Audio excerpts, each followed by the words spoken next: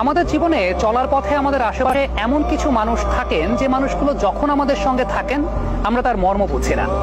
তার মর্ম আমরা তখন বুঝি যখন তিনি আমাদের সঙ্গে না থাকেন, তখন মনে হয় কি যেন নেই, কি যেন নেই।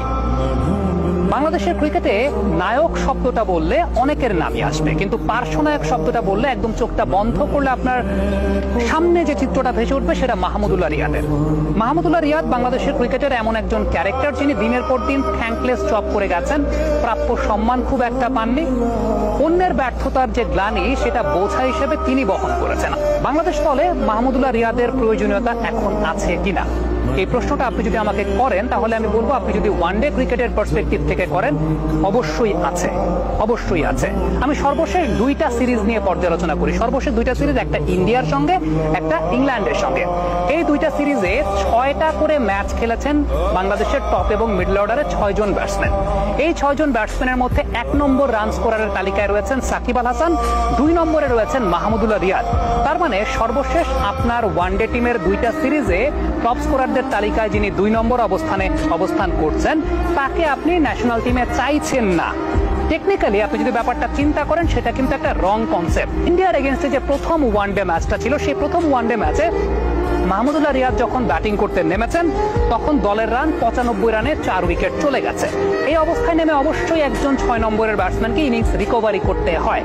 মিরপুরের পিচ নিশ্চয়ই ওই রকম পিচ না, পাকিস্তানের পেশোয়ারের পিচ না, কিংবা রাওয়ালপিন্ডির পিচ না যেখানে ওই রিকভারিটাও মেরে মেরে করতে হবে একজন ব্যাটসম্যানকে। ওই অবস্থায় মাহমুদুল্লাহ একটা 33 রানের পার্টনারশিপ করেছেন যেখানে তার অবদান 35 বল থেকে 14 রান। এখন আপনি আমাকে বলতেই পারেন মাহমুদুল্লাহ রিয়াদ 35 বল থেকে 14 কিনা খারাপ ব্যাটিং, ওই যে 95 রানে 4 উইকেট পড়ে গেছে সেই জায়গাটা মিরপুর শর্ট অফ কন্ডিশনে রিকভারিটাও তো একজনকে করতে হবে। ঠিক তার পরবর্তী ম্যাচটা আপনি যদি চিন্তা করেন, অর্থাৎ দ্বিতীয় ওডিআই যে ম্যাচটা, সেই ম্যাচের অবস্থা আরো খারাপ।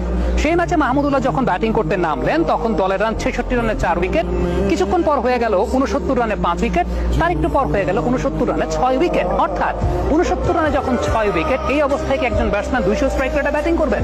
অবশ্যই 200 স্ট্রাইক রেটে ব্যাটিং করবেন না। ওই জায়গা থেকে মেহেদী মিরাজের সঙ্গে তার একটা অত্যন্ত বড় পার্টনারশিপ, সেটা 148 রানের পার্টনারশিপ, যেখানে মাহমুদুল্লাহর অবদান 96 বল থেকে 77 রান। ভাই 69 রানে 6 উইকেট পড়ে যাওয়ার পর আপনি যদি এক্সপেক্ট করেন 77 রান মাহমুদুল্লাহ রিয়াদ করবেন 35 বলে, 40 বলে, 60 বলে, 65 বলে, 70 বলে, তাহলে আপনি ক্রিকেট আসলে বোঝেন না। আসলে আপনি ক্রিকেট বোঝেন না।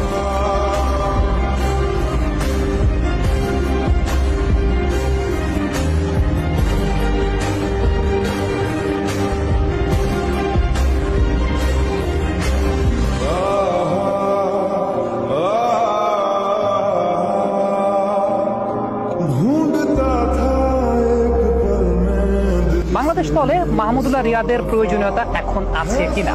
অবশ্যই আছে, অবশ্যই আছে।